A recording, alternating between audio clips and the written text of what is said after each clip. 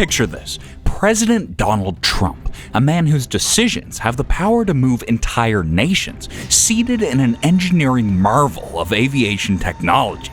Suddenly, a missile, an unstoppable force of destruction, tears through the air at supersonic speeds, locked onto its target.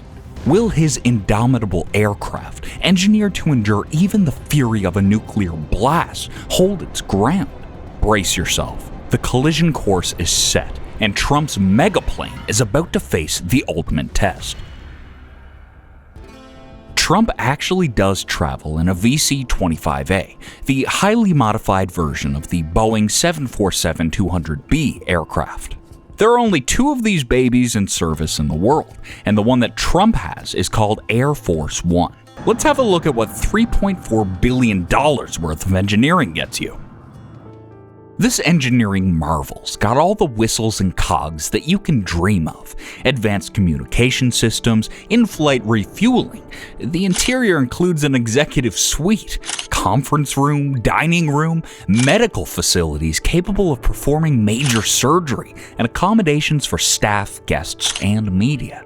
This is not just a plane. Air Force One is a command center and is fully equipped to operate the country and most of the world from way up in the clouds. And that's not all. It can fly to an altitude of 45,000 feet. This puts it out of range of most missiles. There are only 3 missile systems known to man that can reach these heights: the S-400 Triumph, the SM-6, and the AIM-54 Phoenix. And honestly, even they don't stand a chance. Infrared countermeasures are there to deflect heat-seeking missiles, and if those projectiles manage to lock on to Air Force One, there's then always the chaff and flares to mislead incoming threats. Not to mention the radar jammers that hinder enemy targeting systems. In short, the enemy is stuck trying to blindly shoot at an aircraft that nearly breaks the sound barrier, and it can't even hone in on. But there are other weapons out there besides missiles. Electromagnetic pulses are just as deadly as the bombs are. An EMP sends out high-voltage surges that will fry all the functions on an aircraft: communication, sensors, navigation, complete systems failure, whether it comes from a direct EMP strike or a nuclear blast in the nearby vicinity. For that, the superplane has reinforced casings from copper plating all the way to being made almost entirely of aluminum from front to back. It's so heavily plated that the president and all on board will evade even the most minute traces of radiation from outside if a nuclear weapon hits it, or the ground below. In that case, they'll refuel right there in the air and head for the nearest safe zone with plenty of fuel to spare. The plating won't protect against a direct hit, but with all of the electronic and scrambling defenses in place, the chances of any missile even locating the place is virtually zero. Because of all of those systems, Air Force One is a ghost in the clouds. So that brings us to our next phase, possibly locating the plane's flight path and focusing the locations based on that path, calculated on the projected speed and placement of the aircraft. I mean, the president runs on a schedule that's planned out by the second. Any halfway decent mathematician can calculate his location with only a map, a few scheduled timestamps, and speed trajectory. If anyone would get their hands on his flight planning, you might as well have placed a flashing neon target on his back. But that's where national security comes in. You'd have to hack into NORAD, NASA satellites, the Presidential Guard, and personal assistance files, all with the same cybersecurity that the US military has at their disposal. Honestly, these systems are so well protected that you'd have a better chance at hitting his plane from the back of a clown car, with the help of a magical leprechaun to grant you a wish, than you ever would stand a chance breaking into those encrypted systems. The only real way to lock into the placement of the plane is if the enemy used their own satellites. This is a long shot, like seriously, a poke in the dark. They would have to pick out one single plane among dozens of aircrafts in a single airspace, if not hundreds. It's like finding a single ant in an ant colony. To make things even more complicated, Air Force One flies with a convoy of fighter jets surrounding it. Normally 2 to 6 jets will accompany the presidential plane, depending on how high the threat is on their route. There's literally so much going on in the air that no machine can lock in on a single target. But with the right amount of tracking, a good bit of intel, and maybe a little math, well, theoretically, it is still a possibility. So let's say that a military-grade missile is deployed, and there's just enough luck involved to find the plane. Even if it was capable of bypassing the plane's detection systems, the plane will locate the missile a few seconds before it makes contact. Once it gets within a certain proximity of the plane, it can no longer be invisible. That's when those fighter jets will maneuver themselves to take the hit instead.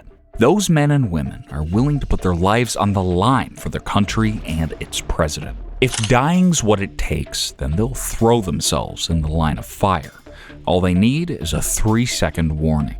But let's just say by some miracle that a missile still makes it past all the fighter jets, the scrambling tech, and the jammers. Now it all depends on where the damage to the plane is. If you have a few minutes to work with, Trump will be strapped to one of his agents and they'll jump out of the plane with a parachute. But that's seriously the last resort. The safest place for the president to be would be where the armor is the thickest. And that place is near the back of the plane. Statistically speaking, the survival rate for passengers seated near the back end of the plane is monumentally higher than anywhere else. That's because the tail is most likely to detach in a crash or missile strike, leaving it relatively intact. With only a few seconds of warning, the most valuable passenger would be herded towards the most heavily armored place. This would also be just in time for the missile to reach the plane and detonate several yards before it makes contact, sending thousands of shards of shrapnel out in a half-moon pattern. And those thousands of tiny missiles will shred through all that aluminum and copper plating like it's made from paper.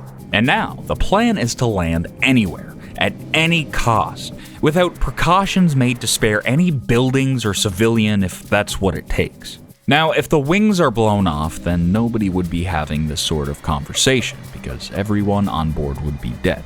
There's absolutely no way of saving this situation from that height with no wings to glide on. The engines can be ablaze, the belly can be ripped open, hell, half the windows can be shattered, but as long as those wings are intact, well, there's still a good chance that the expert pilots, trained specifically to maneuver in even the most dire situations, would be able to perform a landing no matter how damaged the aircraft is. Those pilots can and will land anywhere that's available. And even if the pilots don't make it out alive, the president, seated and shielded in the tail of the plane, has a 70% survival rate if they have at least a minute to attempt a glide landing. Not just because he's in the most protected area, but so is everything around him. The seats, the carpet, and even the silly little curtain on the window are all flame retardant. The Secret Service agents would have covered him, his seat, and his immediate family with their own bodies to minimize the damage to him. A highway, a farm field, anywhere they can, they will try, regardless of the danger to civilians in the area. But then again, if anyone in the world can attempt a belly land in an open field or a highway and make it out alive, it's the Air Force One personnel. There literally is no one who is more expertly trained or with more combat experience than the pilots. And yes, even the flight attendants than on this plane.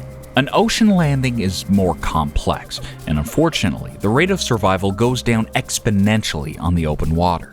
But it's not like people would be blindly searching for a plane that went down in the water, as is usually the case.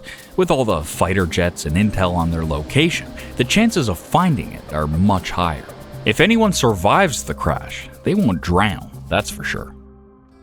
Look, at the end of the day, when you take into account the flare dispensers deployed to confuse missiles, the high-speed maneuverability of the plane itself, not to mention the fighter jets that weave around the craft like combat-hungry Jack Russells, the scrambling tech, the colossal amount of intel that would need to be breached, and the fact that striking down President Trump's plane would cause World War III to erupt, well, you'll have a better chance of trying to smuggle an incendiary device onto the plane itself.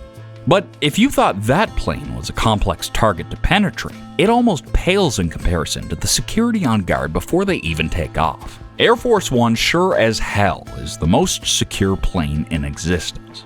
It was built to survive the impossible, and when the impossible does happen, it can lead the country, and probably the world, from the sky if it has to.